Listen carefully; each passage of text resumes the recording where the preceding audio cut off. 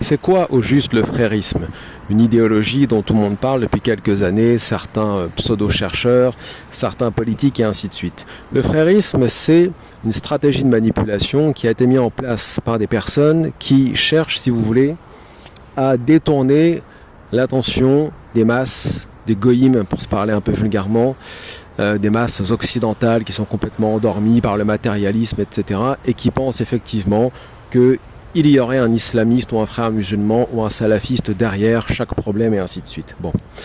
Ces gens-là, ces soi-disant chercheurs, ces propagandistes, ces militants en quelque sorte, affirment que, en gros, pour faire simple, la France, le Parlement européen, les instances, les grandes instances de ce monde, l'OTAN, l'ONU, l'armée américaine, etc., tout le monde, tout cela, tout ce que je viens de citer, serait sous le contrôle des frères musulmans et des islamistes. Bon. Bien évidemment, ces gens-là récusent totalement toute idée qu'il pourrait y avoir. D'ailleurs, c'est pas il pourrait, c'est un fait établi, incontestable désormais.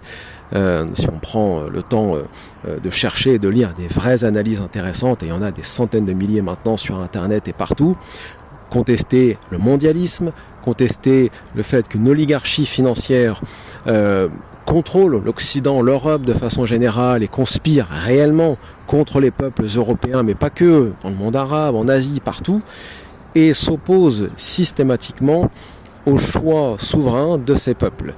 Le fait de parler de judaïsme politique, de sionisme, de lobby comme le CRIF, etc., pour eux, tout cela, ça relève de l'antisémitisme parce que ça n'existe pas. C'est un fantasme de l'ultra-droite, comme ils disent, de l'ultra-droite récupéré par les islamistes. Ce sont des stratégies de manipulation distinctes. Ils retournent la chose, en fait, c'est l'inversion accusatoire classique, qui consiste à dire que tout ceci n'est que de la propagande iranienne, de la propagande des frères musulmans, et ainsi de suite. Donc, ces gens nous expliquent que, par exemple, le CRIF, Laurent Fabius, Bernard-Henri Lévy, qui proclame qu'au nom du Talmud, il a fait la guerre en Libye, que ce que nous voyons à Gaza tous les jours, que les discours suprématistes en provenance de rabbins, en provenance de soldats, en provenance de politiques en Israël qui considèrent que les Palestiniens sont des Amalékites, sont des diables, sont des goïms à exterminer. Tout ceci n'existe pas. C'est la faute des Palestiniens, point final. C'est ça l'idéologie frériste. Il y a une vingtaine d'années, vous avez une femme d'origine israélienne, enfin une sioniste, une juive sioniste en fait, qui s'appelle Beth Yaor et qui a écrit une thèse, soi-disant, qui s'appelle Eurabia. Cette thèse défendait déjà la même chose, à savoir que l'Europe et l'Occident, le monde blanc, de façon générale, est dominé par les Arabes. Voilà. Donc il n'y a pas de judaïsme politique, il n'y a pas de Parlement juif européen, il n'y a pas de CRIF, il n'y a pas de BHL, ni de Jacques Attali, ni d'Alain Minc, ni de George Soros. Tout ça n'existe pas, c'est un fantasme des années 30, produit par des islamo-nazis, des islamo-fascistes, et ainsi de suite, et ainsi de suite. Ces gens, si vous voulez, sont payés par le système pour détourner l'attention des masses.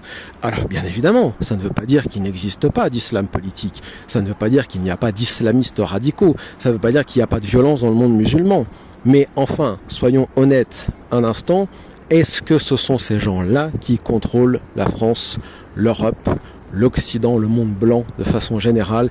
Est-ce que ce sont ces gens qui nous ont imposé le traité de Lisbonne, qui nous ont imposé la République, qui nous imposent la maçonnerie comme culture, qui nous imposent le progressisme, qui ont imposé la déchristianisation de la France, qui ont imposé le métissage, on rappelle ce que Sarkozy disait sur ce sujet, qui nous poussent à la guerre contre la Russie, qui par ailleurs nous a embarqués avec des néoconservateurs sionistes, encore une fois, comme Paul Wolfowitz et ainsi de suite, pour faire la guerre en Irak, en Afghanistan, etc.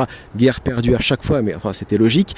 Ce ne sont pas les islamistes qui organisent tout cela, ce ne sont pas les musulmans tout court, qu'ils soient frères musulmans, salafistes ou autres.